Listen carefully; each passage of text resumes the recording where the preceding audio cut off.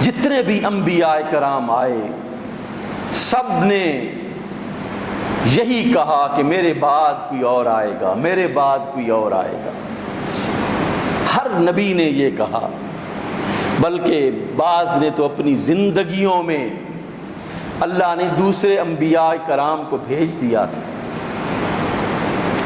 اس لیے تمام آنے والوں نے یہ کہا میرے بعد ایک اور آئے گا جو اللہ کے دین کو تمہیں سکھائے گا، میرے بعد ایک اور آئے گا جو اللہ کے دین کو تمہیں سکھائے گا۔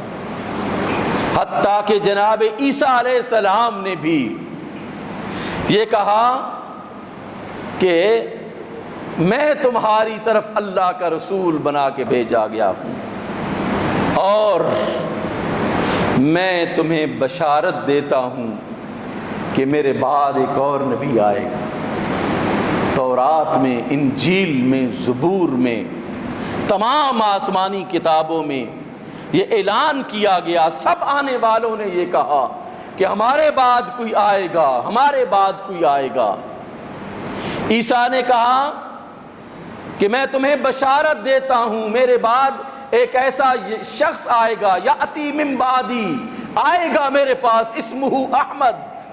قرآن کہتا ہے، کتاب صادق کہتی ہے کہ جناب عیسیٰ نے اعلان کیا کہ میرے بعد ایک آئے گا، نام بھی بتایا کہ احمد آئیں گے، احمد مختار آئیں گے، نبی مختار آئیں گے، نبی تاجدار آئیں گے۔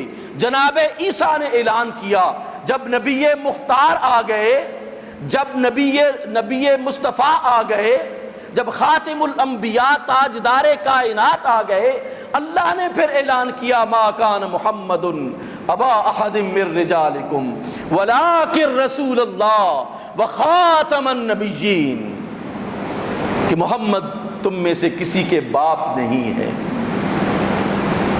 بلکہ وہ اللہ کے رسول ہیں اور خاتم الانبیاء ہیں۔ اللہ نے یہ کہا کہ اب اس کے بعد کوئی نہیں آئے گا۔ رسول اللہ نے یہ کہا کہ میرے بعد اب کوئی نہیں آئے گا۔ آنے والے کہتے رہے، جب امام کی ضرورت تھی، آنے والے کہتے رہے کہ میرے بعد ایک امام آئے گا۔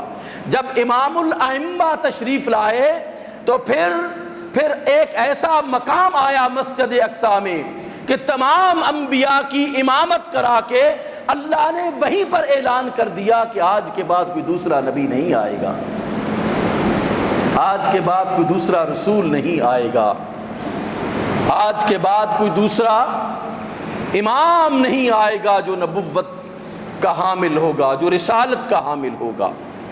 اس لیے اللہ کے رسول صلی اللہ علیہ وآلہ وسلم کی تشریف آوری کو کسی ایک حلقے کے ساتھ متعین نہیں کیا گیا، کسی ایک علاقے کے ساتھ، کسی ایک امت کے ساتھ، کسی ایک قوم کے ساتھ اللہ نے اس کو متعین نہیں فرمایا، بلکہ کیا فرمایا؟ تبارک الذی نزل الفرقان علی عبدہ لیکون للعالمین نذیرا، کہ پاک ہے وہ ذات جس نے فرقان کو اتارا اپنے بندے پر تاکہ وہ تمام عالموں کے لیے ڈر سنانے والا بن جائے، مسلمانوں کے لیے نہیں، عربوں کے لیے نہیں، اہل عجم کے لیے نہیں، بلکہ روئے زمین کے تمام انسانوں کے لیے، لیکون للعالمین نذیرا، تمام عالمین کے لیے وہ نذیر بن جائے۔ پھر فرمایا قل یا ایھا الناس انی رسول اللہ الیکم جمیعا، کہ اے نبی آپ فرما دیجئے کہ میں تم تمام انسانیت کی طرف رسول بنا کے بھیجا گیا۔ احمد مختار کو پھر کسی عرب کے ساتھ نہیں، کسی عجم کے ساتھ متعلق نہیں فرمایا، جس جگہ پر انسانیت کا نام صادق آتا ہے اس جگہ کے لیے اللہ نے اس رسول کو رسول بنا کے، اس نبی کو نبی بنا کے بھیجا۔ بلکہ آپ زمینوں کے بھی نبی ہیں، آسمانوں کی بھی آپ نبی ہیں، آپ انسانوں کی بھی نبی ہیں اور غیر انسان کے بھی آپ نبی ہیں۔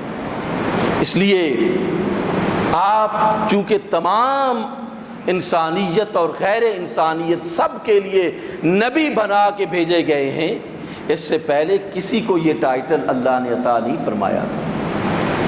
کسی کو اللہ نے یہ نہیں کہا کہ میں نے پوری انسانیت کے لیے تجھے نبی بنا کے بھیجا۔ جد الانبیاء حضرت ابراہیم خلیل اللہ کو نہیں فرمایا، جن کی اولاد سے انبیاء آئے انہیں بھی یہ نہیں کہا کہ میں نے تمہیں تمام انسانیت کے لیے نبی بنا کے بھیجا۔ اور پھر یاد رکھیے، میں نے عرض کیا نا کہ اللہ سبحانہ و تعالیٰ نے کسی نبی کو یہ اختیار نہیں دیا کہ وہ یہ کہہ سکے کہ میرے بعد کوئی نبی نہیں آئے گا۔